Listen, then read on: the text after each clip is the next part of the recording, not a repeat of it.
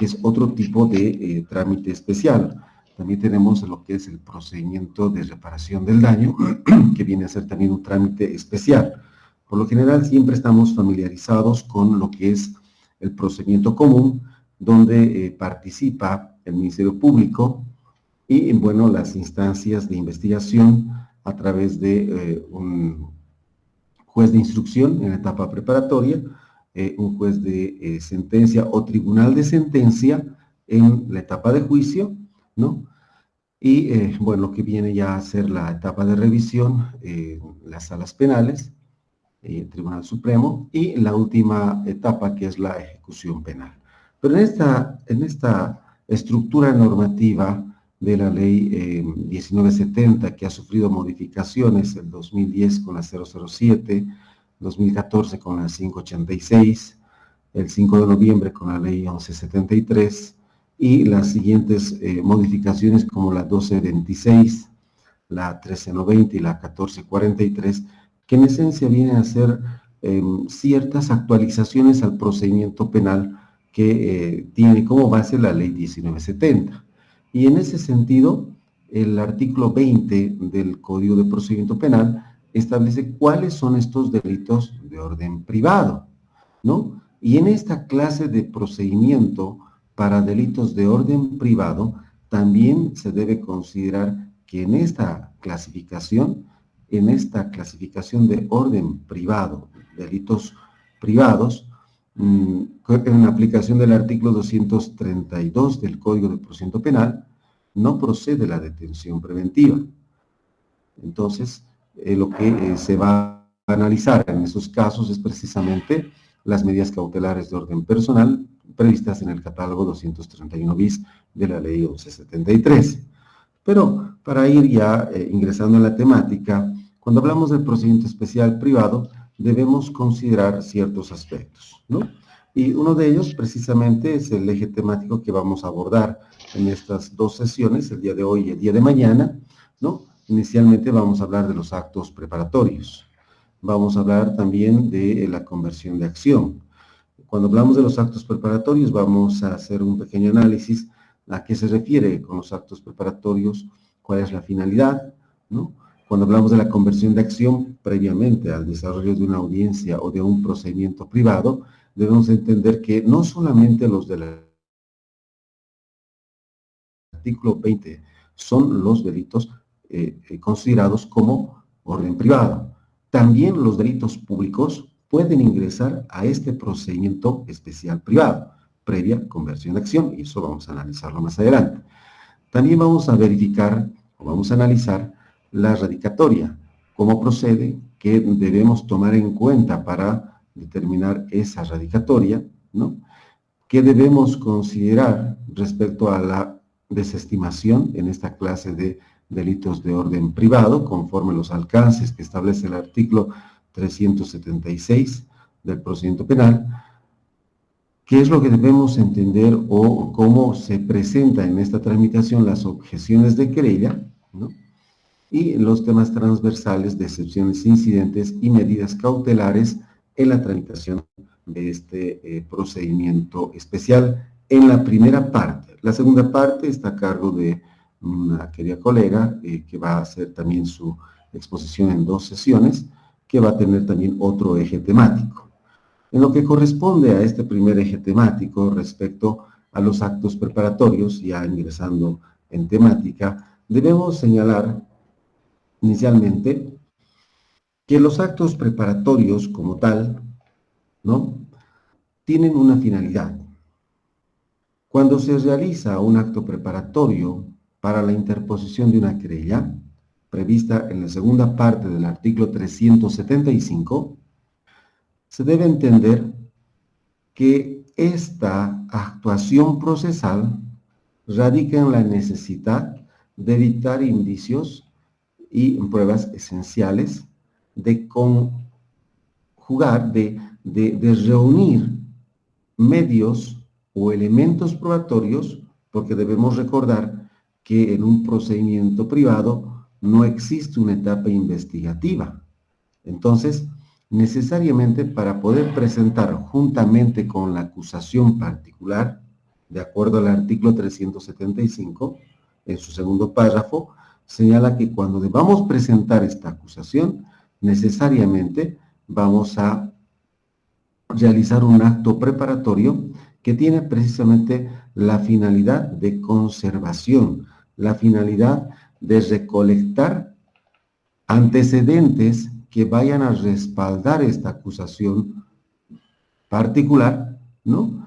Y esa realización de colección de estos actos preparatorios va a estar bajo la competencia de un juez de sentencia conforme establece el artículo 53 de la ley 1970 y con las modificaciones, ley adjetiva. Entonces, será la autoridad quien ordene a la entidad correspondiente para a partir de esos registros que se tengan puedan ser recabadas y así puedan presentarse en la acusación particular o querella que lo vamos a ir explicando más adelante. Entonces, la finalidad de estos actos preparatorios tiene que ver precisamente con evitar que estos indicios o pruebas corran el riesgo de que sean alteradas por el transcurso del tiempo o pierdan esa eficacia probatoria, ¿no? Entonces, la segunda parte del artículo 375 ya nos dice que para esta presentación de querella debemos solicitar entonces al juez que ordene esos actos preparatorios. Pero debemos tomar en cuenta que la finalidad de un acto preparatorio tiene que ver con recolectar antecedentes, indicios de lugares que se encuentran registrados. Es decir, podrá requerirse algún informe, ¿no?, a cualquier persona o entidad pública o privada, ¿no?, sobre datos que consten en sus registros. Esto implica que para la realización de un acto preparatorio debemos entender que en caso de requerir como prueba para la presentación de la acusación particular, la necesidad de obtener la titularidad de un teléfono celular por el que se han recibido mensajes que han generado un detrimento al honor, ¿no?, puedan significar ya sea una injuria, ya sea una calumnia o una difamación, y se requiera la necesidad de saber quién es el titular de este teléfono para que se pueda verificar e identificar al posible o al futuro procesado. Entonces, esos registros vamos a poder obtener de una empresa telefónica, sea Entel, sea Viva, ¿no? Entonces, vamos entonces a iniciar un acto preparatorio para poder recabar la identidad de esta persona. Entonces, si recabamos la identidad de esta persona, del titular de este número de teléfono, se puede complementar este acto preparatorio solicitando a partir de esa identificación del titular de este teléfono, verificar si tiene antecedentes penales. Entonces, se podrá solicitar también un reja para ver si esta persona tiene esta condición de generar conflictos y que encuadre a este tipo de conducta para poder respaldar mi acusación y establecer de que esta persona generalmente tiene esta conducta o este comportamiento que determina una condición delictual, ¿no? También se podrá recabar documentación respecto a algún registro, por ejemplo, una publicación de periódico. ¿Dónde se registran los periódicos generalmente? Una biblioteca. Entonces podríamos establecer un acto preparatorio para que el encargado de la biblioteca municipal pueda proveer el periódico de tal fecha para establecer que ha existido una publicación que determine esa circunstancia. Ahora, con el tiempo se han generado actualizaciones y las actualizaciones respecto a las redes sociales, por ejemplo Facebook, Instagram y las que se podrían generar a través de lo que significa redes sociales, debemos tener siempre un especial cuidado. existen ciertas empresas que se dedican a recabar este tipo de información. Por ejemplo, Pandora era una empresa que su denominativo hacía que podía recolectar noticias o publicaciones de redes sociales, y fundamentalmente hablando del Facebook, ¿no? Donde uno podía solicitar que se baje de determinada fecha cierta publicación, ¿no? Pero también debemos analizar que a través de estas redes sociales se crean identidades falsas, ¿no? Entonces, ya no estaríamos hablando de una forma de registro. Y ahí vamos a hacer un pequeño paréntesis.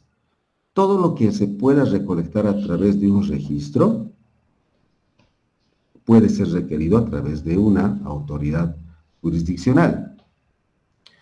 Se debe considerar que en esta clase de delitos, a diferencia de un delito de orden público, donde, por ejemplo, se hace el desdoblamiento de imágenes de un celular, ¿no? Para poder establecer el lugar, la fecha, el momento de una agresión. Eso lo va a realizar la unidad de laboratorio de la policía, pero como brazo operativo, artículo 295 del Ministerio Público. Si esa fuera la situación, a partir de un acto preparatorio, mucho se ha cuestionado por qué no podría realizar el juez u ordenar de que la policía realice un desdoblamiento de un celular. Primero porque los actos preparatorios tienen una finalidad en sí, y es recolectar de los datos que consten en registros, y ahí está el límite normativo, ¿no? Entonces, en esta clase de delitos, no es una exigencia de que deba necesariamente realizarse los actos preparatorios cuando no existen datos registrados. Voy a poner un ejemplo. Yo pretendo iniciar una acción penal por difamación y resulta que a la persona que pretendo iniciar el proceso penal privado por este delito, por alguna razón, se ha grabado en la cámara de video del lugar o la institución donde se ha generado esta situación de ofensa difamatoria o una injuria de manera directa. O que alternativamente, que está muy de moda, haya grabado a la persona las ofensas y las palabras que van a configurar este delito. En el primer caso, la autoridad jurisdiccional podrá requerir a esa entidad o al domicilio donde se encontraban estas cámaras, pedir una copia para que se pueda obtener este video. ¿Por qué? Porque consta en ese registro. Si yo, como interesado o considerado víctima, artículo 76, he grabado a esta persona donde se puede escuchar los actos injuriosos o difamatorios o el video que se ha generado en mi dispositivo, en esa clase de prueba no puede haber un registro porque es una persona. Entonces, si yo voy a activar una acusación particular, ¿podré presentar un dispositivo? Pregunta. ¿Qué ocurre si en el desarrollo del juicio me plantean una exclusión probatoria porque ese video no fue obtenido cumpliendo un procedimiento, última parte del artículo 172? A ese efecto se debe agregar un análisis adicional respecto a que en estos casos no siempre vamos a obtener un registro de una entidad o de una empresa particular donde podamos sacar estos registros, ¿no? En este caso, bajo ese principio de aportación de prueba, identificando la persona titular del dispositivo y como un agregado, puedo contratar un perito que haga un trabajo respecto al contenido de este celular que efectivamente se podrá también incluso realizar a tiempo de presentar la acusación particular. Ojo, ¿no? La idea es de que se identifique al titular del